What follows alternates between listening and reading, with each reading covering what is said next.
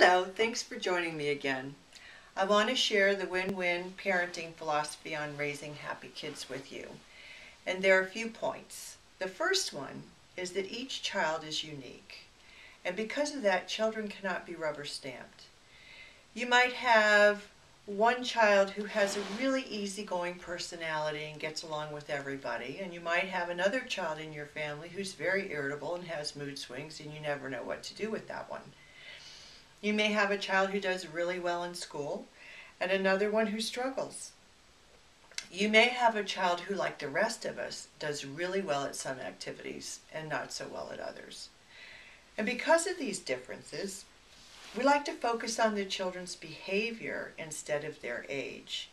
For example, a 10-year-old having a temper tantrum is letting us know that she's not only emotionally upset, she's unable to think logically in that moment. Because when we get upset and we get angry, it's like we go to the back part of our brain, which is the non-thinking part of our brain, and we can't think rationally or logically. We can't solve problems. And so when that happens, the child usually regresses to a much earlier age emotionally. And instead of her behavior saying, I'm not getting my way and I'm really angry and upset, I usually see it as her behavior telling you, on some unconscious level, I'm too afraid to deal with this right now and I need your help. Another point in terms of our philosophy is that each child needs to be dealt with at his or her appropriate emotional developmental level. What does this mean? Well, it means that you're going to use different parenting strategies for a 2-year-old than you would a 6 or 10 or a 12-year-old. The other thing that you need to be aware of is that whenever a child becomes upset, that child goes to the part of the brain that can't think.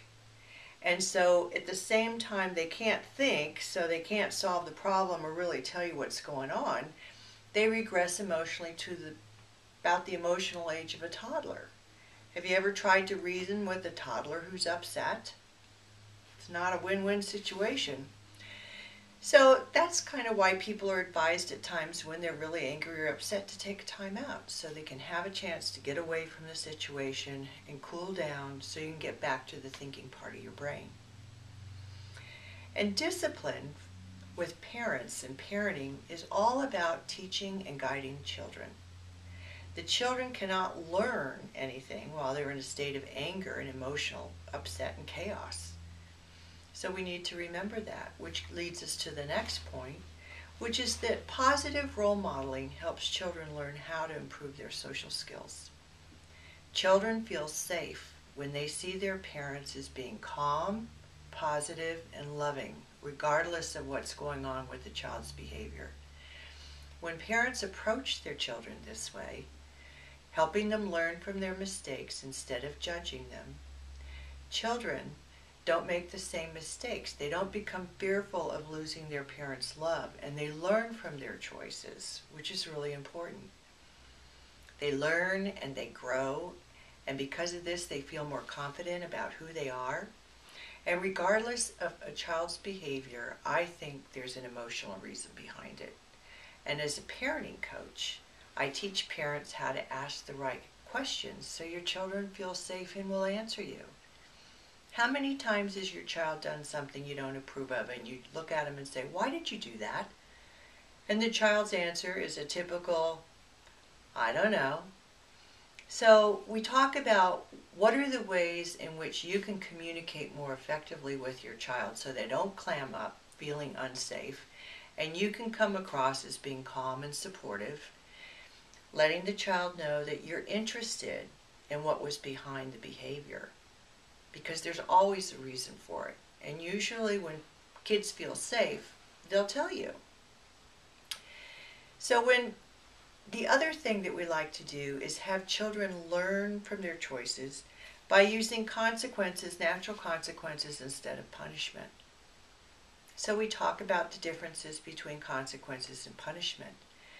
And I've often seen that if you ask a child, what do you think your consequence for this should be, the child will almost always choose a harder consequence than we could have come up with.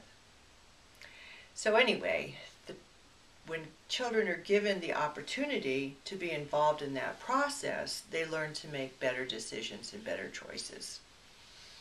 Another part of our philosophy is that children need consistency and structure in a nurturing home.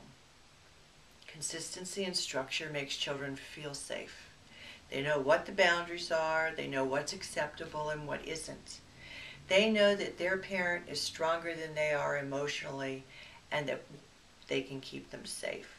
And this is especially true if a child's in the middle of emotional turmoil and angry and upset, and the parent can remain calm. The child knows on an unconscious level, of course, that my mom or my dad is going to be able to handle this regardless, and so I'll be okay. They know the parent is stronger and can keep them safe, and when the children are given positive feedback, the parents help them learn to make choices instead of anger and judgment. Then the children feel better about themselves. When children feel better about themselves, they feel happier. And when they're happier, everybody wins. You may have noticed that happy children are usually respectful and responsible, and they're a delight to be around. Unhappy children tend to be disrespectful, irresponsible, and not so pleasant to be around. So to find out more about parenting and raising happy kids, read my book, Win-Win Parenting, How to Raise Happy Kids Easily. And thanks again for visiting with me today. Have fun.